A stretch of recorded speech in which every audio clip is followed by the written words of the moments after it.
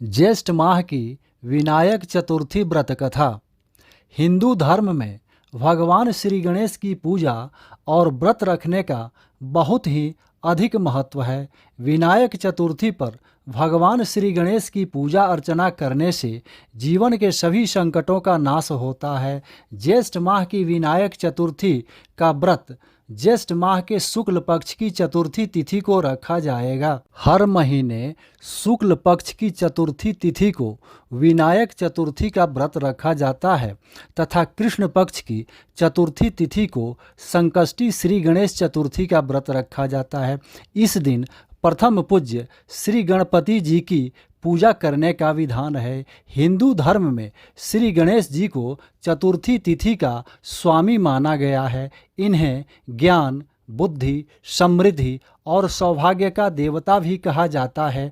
धार्मिक मान्यता है कि विनायक चतुर्थी के दिन व्रत करने और श्री गणपति भगवान की पूजा उपासना करने से व्यक्ति के सभी संकटों का नाश होता है और शुभ फलों की प्राप्ति होती है। इसके साथ ही व्यक्ति की सभी इच्छाओं की पूर्ति होती है। इस दिन विधि पूर्वक भगवान श्री गणेश की उपासना करने से ज्ञान की प्राप्ति होती है और धन संपत्ति की वृद्धि होती है।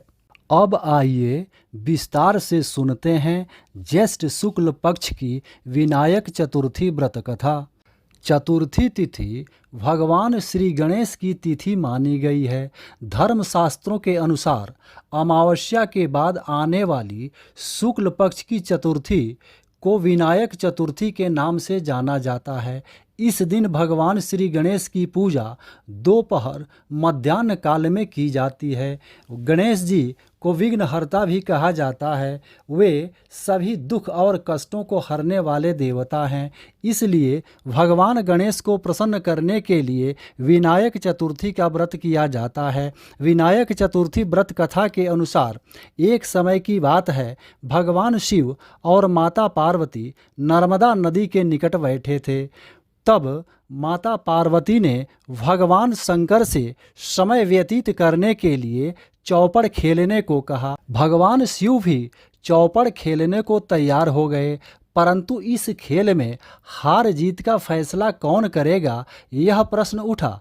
इसके जवाब में भगवान भोलेनाथ ने नर्मदा के तट के निकट से कुछ तिनके एकत्रित किए और उनसे एक पुतला बनाया तथा उसकी प्राण प्रतिष्ठा की और कहा, बेटा, हम चौपड़ खेलना चाहते हैं, परंतु हमारे हार जीत का फैसला करने के लिए कोई नहीं है। इसलिए तुम बताना कि हम में से कौन हारा और कौन जीता। यह कहकर भगवान भोलेनाथ और माता पार्वती ने चौपड़ का खेल शुरू कर दिया। यह खेल 3 बार खेला गया और संयोगवश तीनों बार माता पार्वती ही जीत गई। खेल समाप्त होने पर उन्होंने बालक से कहा कि हार जीत का फैसला करो। तब बालक ने महादेव जी को विजयी बताया। इस पर माता पार्वती क्रोधित हो गईं और क्रोध में आकर उन्होंने बालक को श्राप दिया और बोली, तुम्हारा एक पैर टूट जाएगा और तुम कीचड़ में पड़े रहोगे। यह सुनकर बालक ने माता पार्वती से माफ़ी मांगी और बोला, हे माता, मैंने अज्ञानतावश ऐसा किया है, किसी द्वेष से नहीं, आप मुझ पर कृपा करें। तब माता पार्वती ने उससे कहा, इस स्थान पर विनायक चतुर्थी के दिन गणेश पूजन के लिए नाग कन्याएं आएंगी।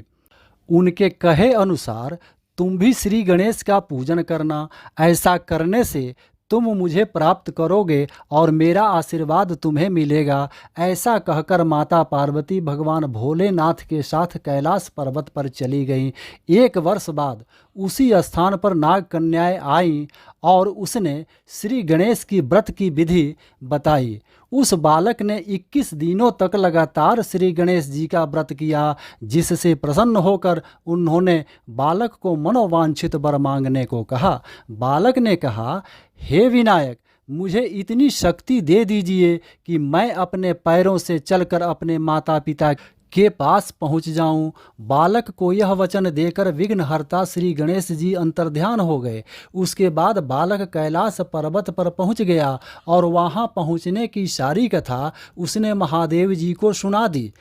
पार्वती जी महादेव जी से विमुख हो गई थी। माता पार्वती के विमुख होने पर भगवान शिव ने भी बालक के कहे अनुसार भगवान गणेश का 21 दिनों तक व्रत किया, जिसके प्रभाव से माता की नाराजगी दूर हो गई और वह स्वयं महादेव जी से मिलने कैलाश पर्वत पर पहुंची।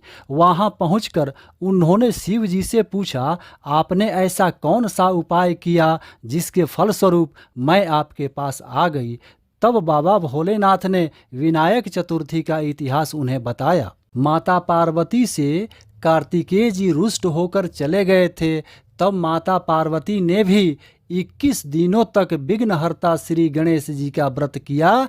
तब इस व्रत के प्रभाव से 21वें दिन कार्तिकेय जी स्वयं माता पार्वती से मिलने के लिए आ गए। कार्तिकेय जी ने यह व्रत विश्वामित्र जी को बताया। विश्वामित्र जी ने 21 दिनों तक श्री गणेश जी का व्रत किया और जन्म से मुक्त होकर ब्रह्मर्षि होने का वरदान मांगा। उसके बाद श्री गणेश जी ने उनकी यह मनोकामना पूर्ण कर दी। इसी से विनायक चतुर्थी के व्रत को इच्छा पूर्ति करने वाला व्रत भी कहा जाता है। जय श्री गणेश जी, जय श्री सिद्धि विनायक।